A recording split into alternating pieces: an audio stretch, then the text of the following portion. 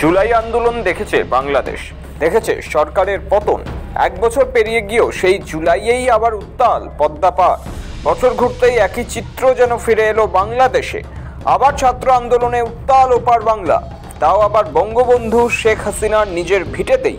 হাসিনার জেলা বাংলাদেশের রাজনীতিতে এতদিন যা আওয়ামী লীগ গড় বলে পরিচিত, সেই গোপালগঞ্জেই ধুন্ধুমার। বুধবার মুজিব হাসিনার গোপালগঞ্জে সমাবেশের ডাক দিয়েছিল জাতীয় নাগরিক পার্টির তথা এনসিপি। মুজিব হাসিনা বিরোধী ওই মিছিলের প্রতিরোধ গড়ে তোলে আওয়ামী লীগ, আর তাতেই ধুন্ধুমার কাণ্ড।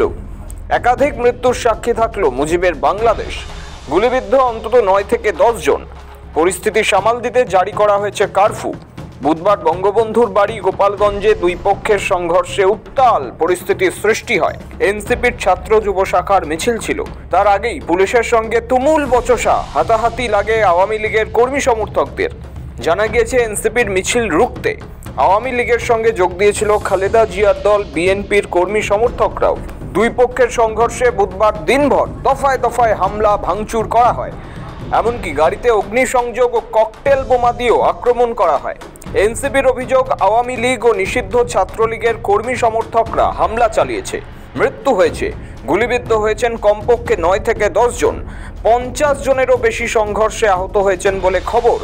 জারি কারফিউ, এলাকায় চাপা আতঙ্ক, থমথমে পরিবেশ। আসলে 1 জুলাই থেকে সারা দেশে পদযাত্রা শুরু করেছে এনসিপি। 1 মাস ধরে চলা জুলাই পদযাত্রার অংশ হিসেবে বুধবার গোপালগঞ্জে মার্চ টু গোপালগঞ্জ ঘোষণা করেছিল এনসিপি। তবে সকাল থেকেই উত্তেজনা ছড়ায় এই মিছিল ঘিরে। দফায় দফায় হামলা হয়। পুলিশের গাড়ি, সদর উপজেলা নির্বাহী কর্মকর্তার গাড়ি জ্বালিয়ে দেওয়া হয়। হামলা চলে এনসিপির সমাবেশস্থল, জেলা প্রশাসকের বাসভবন, জেলা কারাগারে। পথ চলতি বিভিন্ন গাড়িতেও অগ্নিসংযোগ করা হয় বলে অভিযোগ। পরিস্থিতি এতটাই ভয়ঙ্কর হয়ে ওঠে যে এনসিপির নেতারা গোপালগঞ্জ জেলা পুলিশ সুপারের কার্যালয়ে আশ্রয় নেয়। পরিস্থিতি সামাল দিতে গোপালগঞ্জে 144 ধারা জারি করা হয়। নামানো হয় সেনাও। সাউন্ড গ্রেনেড ও গুলি ছুড়ে পরিস্থিতি নিয়ন্ত্রণের চেষ্টা করা হয়। এদিকে গোপালগঞ্জে হামলার প্রতিবাদে শাহবাগ সহ ঢাকার বিভিন্ন স্থানে অবরোধ করে বৈষম্য ছাত্রবিরোধী ছাত্র আন্দোলন ও এনসিপির কর্মী সমর্থকরা। ঢাকার বাইরে অন্তত 20 জায়গায় সড়ক, মহাসড়ক অবরোধ করা হয়। বিএনপি, জামায়াতে ইসলামী সহ বিভিন্ন রাজনৈতিক দল ও সংগঠনগুলি এনসিপির ওপর হামলার ঘটনার নিন্দা করে এবং জড়িতদের কঠোর শাস্তি দাবি করে। এই হামলার ঘটনার নিন্দা করেছে মোহাম্মদ ইউনূসের নেতৃত্বাধীন অন্তর্বর্তী সরকারও। জানানো হয়েছে এই ঘৃণ্য কর্মকাণ্ডের শাস্তি হবে।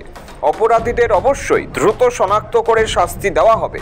পরিস্থিতি আরও খারাপ হতে পারে এই আশঙ্কায় গোপালগঞ্জে আরও প্রায় 1,500 পুলিশ মোতায়েনের সিদ্ধান্ত নেওয়া হয়েছে।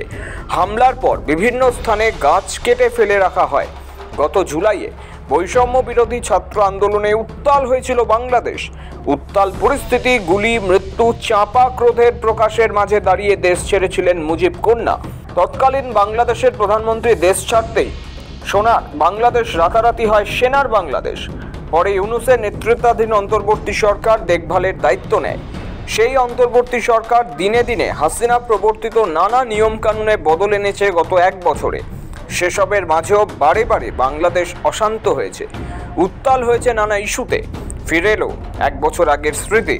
এনসিপির বুধবারের অশান্তির ঘটনায় অভিযোগ যেমন আওয়ামী লীগের, ছাত্রলীগের বিরুদ্ধে, তেমনি অভিযোগ পুলিশের বিরুদ্ধেও।